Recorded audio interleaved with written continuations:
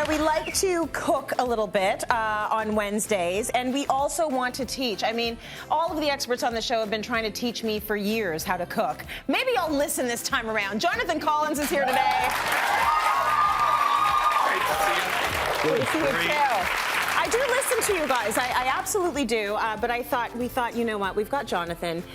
You're such a natural educator and a natural teacher. You're such a pro. So let's start a new series, okay? We're going to start a new series. It's called Kitchen Basics, okay? Starring the one and only Jonathan Collins, Kitchen Basics. This is where you're going to get your cooking 101. And today we start with sautéing. Sauté, and sauté literally means in French to jump out of the pan. So that tells you, yeah, exactly. It tells you a little bit about it already. Yeah. It tells you that it's going to be a quick cooking method. It's going to be a hot cooking method. That's what causes everything to jump out of the pan. Okay. So the number one rule is preheat the pan. So what happens when you put product into the pan and it's cold? It starts to steam or to boil instead of sautéing. And sautéing is what develops flavor. We want to get rid of that moisture, and we want to caramelize and concentrate everything that's in there. Okay, so a hot pan. A hot pan. So I've got two pans going here. I'm going to start with a chicken recipe, and we're going to do asparagus. Two very common things. And you'll notice I've just put camelina oil in. Yep. Now, camelina oil has a high smoke point, which is really important because I'm going to add some butter. A little bit of butter because you get a ton of flavor from it. And you'll see in the pan that these are already beginning to melt because I have preheated these pans. I'm just going to turn them up just slightly, and then we can start to cook.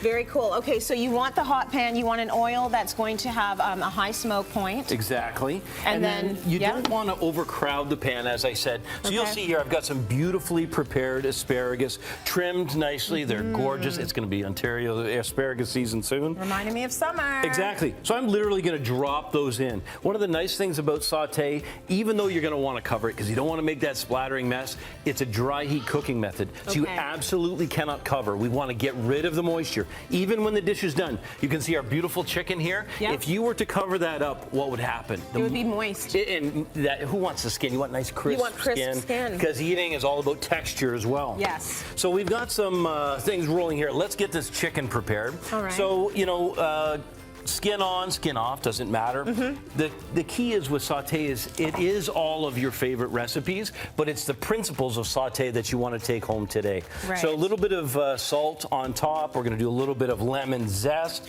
This is going to activate as soon as the heat hits it. Yeah.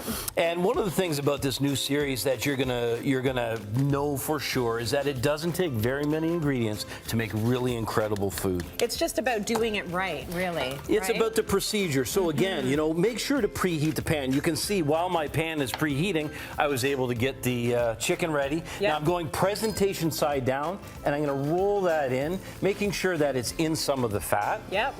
Now, imagine if I had 4 of these chicken breasts this size. Too crowded? Too crowded, and I'm not going to be able to develop flavor. And I'm going to do some more things to develop flavor. Always making sure to season both sides. And then I'm going to add some fresh thyme. Now, fresh thyme, what that will do is as soon as it hits the heat, it will activate. And so any of the essential oils, if you've got like an essential oil, you know, those little things at home, it's the essence that we're looking for here. So first of all, it smells incredible. So good. So as soon as we put it in the pan, it begins to pop and begins to activate, and you're going to love this. The best part of this particular dish is the fact that we're going to make use of this lemon because we're going to caramelize it just by sticking it in the bottom of the pan and cooking that away. And look at what we end up with. This becomes a garnish that can be served. Okay. And so you imagine the flavor of roasted lemon juice. Yes, very nice. This is the stuff you want to take out before you eat it because it's just annoying. Yeah, exactly. Right? And well, if you strip it off, and the nice thing is if you put it in whole like that, it's easy to pull it out. Yeah. Yeah, you don't want to be on a first date and having thyme in your teeth. You have great breath, but I mean, come on. So again, sautéing, because it is a dry heat cooking method, it's also a quick method. So this is not something that I'm going to go walk away. Okay, so keep your eye on it. Yeah, this is something you want to stay with for a couple reasons. You're going to know by how it smells and how it looks. So you can see with the asparagus here, they're beginning to sing to us. Yes. They're starting to Sing away, little asparagus. Exactly. They're happy. Now, if you at home, if you've been doing, steaming or maybe even blanch them ahead of time, the other great thing about saute, one pan. Is there anything better than one pan? We love that. Easier to clean up and great cooking flavor. Okay, so when you're doing the asparagus, do you have to do anything with it? Are you moving them around, making sure they're evenly covered with the oil? You are. So in a pan like this, all you're going to do, evenly covered with oil, and just making sure to circulate them a little bit. Yeah. Now, this is a cast iron pan, so it's got some residual heat that's going to be carried. Yep. And then we've got some lighter weight pans that are more responsive and use a little bit less energy. So you can use cast iron, non-stick, or even a stainless steel pan. Doesn't matter? Doesn't matter. So you can get good flavor development with all types of pans. Okay, lovely. So in the end, what is the recipe that you're making here? What kind? It's a lemon chicken, So it's lemon thyme chicken. Lemon thyme chicken. Finish it with some beautiful clover honey. Lovely. So we can see here, let's see if this has begun to develop. You can see as that begins to develop, it's starting to, but really what we're looking for here in about 6 minutes time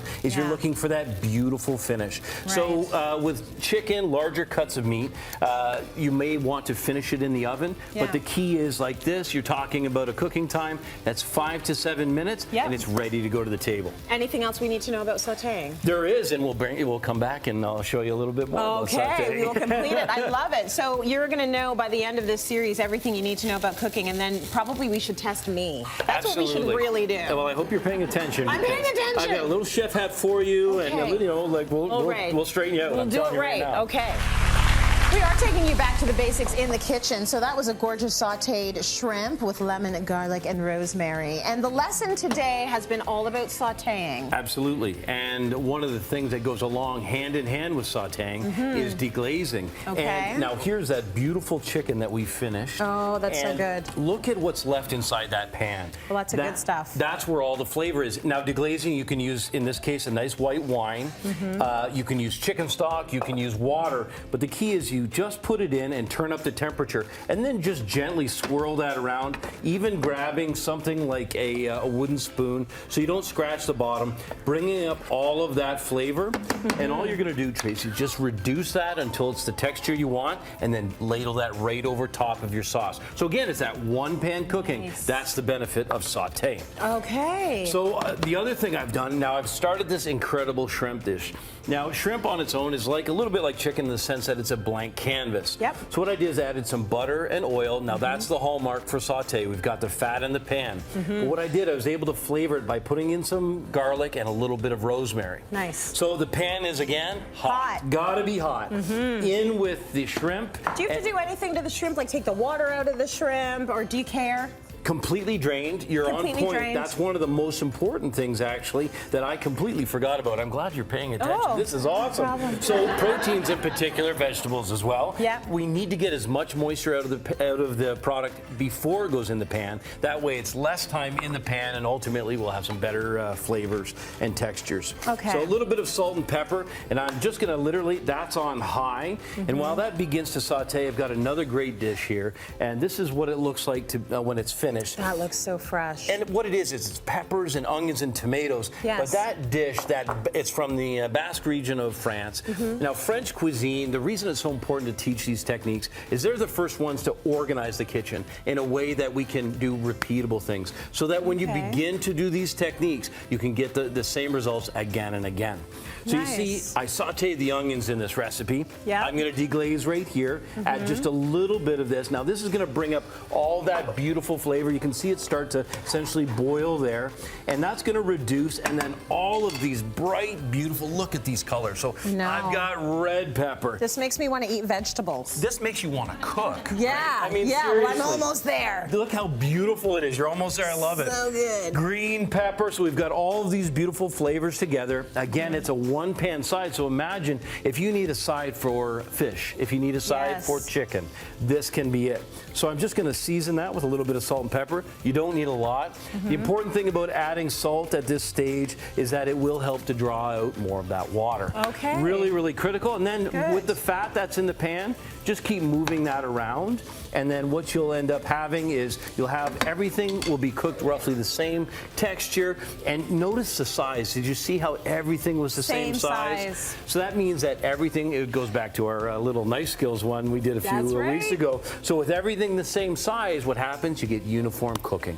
Got it. Okay, and it's all going to cook the same. Shrimp, starting to super turn pink. easy, which is why I love it. Yep. It doesn't take a really long time in the pan, but all you're doing is sitting there and you're waiting for it to cook all the way through. Beautiful. And then you're donezo. And then you're done. So what happens here? Now look at this. Imagine this. So this needs just a bit more reduction. But again, that pan sauce, if you send that out, what's the #1 complaint with chicken?